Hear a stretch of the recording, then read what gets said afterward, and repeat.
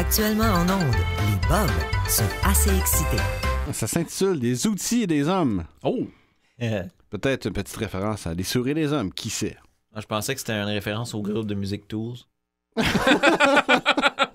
Alex, je suis confus, peux-tu nous appeler? C'est mettre quasiment un petit son, une petite musique de fond, ça aurait été beau. Ouais, on y pensera au prochain coup. Yes. Bon. J'ai compris aujourd'hui ce qui pousse les mâles moyens à s'acharner sur un pot de pickle. Pourquoi ils aiment tellement se beurrer d'huile à moteur et manipuler les outils les plus divers. J'ai constaté dans toute l'étendue de son inébranlable vérité la teneur de l'orgueil masculin. Moi, toute petite femme aux mains blanches. Mon réfrigérateur a brisé cette semaine. Bon, pas le frigidaire, là, juste la porte.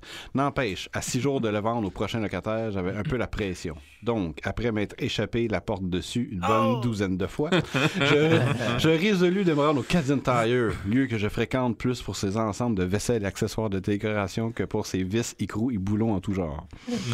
Muni d'une arme du petit machin brisé, qui sert de pivot à ma porte, j'attaque le premier commis venu, et ça c'est rare à trouver, en parenthèse de moi-même, en lui brandissant le dit accessoire sous le nez, implorant son aide. Le petit boutonneux de 17 ans, après avoir cherché aussi inefficacement que moi la patente à gosse au nom toujours inconnu, règle son problème en m'expédiant au Rona plus proche.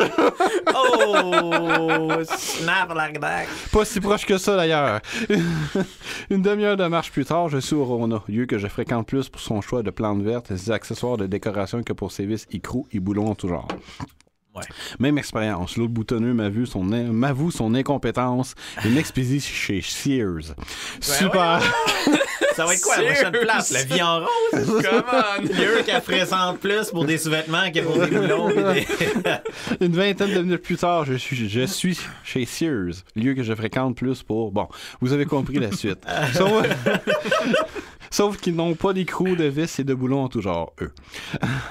Et de me faire expédier au coin de Genry et Pineuf, espèce de lieu lugubre spécialisé en pièces minuscules et inintéressantes. Vis, écrous et boulons compris. Ce qui est comme de fait fermé. Oui, toujours. Too bad. Je retourne chez moi après avoir courroyé pendant 3 heures une maudite et stupide pièce de rechange de frigidaire. Mais je ne pouvais pas me laisser faire rire de moi par la porte de mon Kenmore. Non, pas question. Assise devant l'électroménager ennemi, tentant l'intimidation par le regard, je commence à le triturer, ouvrant et fermant les portes, tendant de comprendre le mécanisme utilisé et les pièces nécessaires à son bon fonctionnement. Tenté par une grande aventure, mise au défi par une machine, j'entreprends donc de démonter le mastodonte pour essayer de le déchiffrer. Eureka! Si j'intervertis, excusez-moi, la pièce A brisée du bas de la porte avec la pièce B, toujours fonctionnelle, et la porte du congélateur en réinsérant la nouvelle pièce en sens inverse, ça devrait marcher. Je sais de quoi elle parle. Ouais, hein? Ouais, en montant le frigidaire, j'ai à la porte, ouais, tu l'as vu. C'est ça. Je m'arme donc, voyons, excusez-moi, d'une clé à molette et d'un tournevis, et je passe à l'attaque. La porte contre l'épaule, clé en main, je force comme un bœuf à tout tenir en place. Mm-hmm. Mais c'est comme que ça prend du doigté. Mais que ça prend de la force. Ouais. Beurré de cabouille. Qu'est-ce que c'est? Cambouis, c'est ça. Beurré de cambouis. Jusque dans la face, pourtant, j'arrive à mes fins. Les portes sont réinstallées et ça marche. Mais pas tout à fait. La pièce A est plus grande que la pièce B et frotte dangereusement contre la pièce C. Dilemme. Dilemme mal écrit. Haha, Alex, je t'ai eu!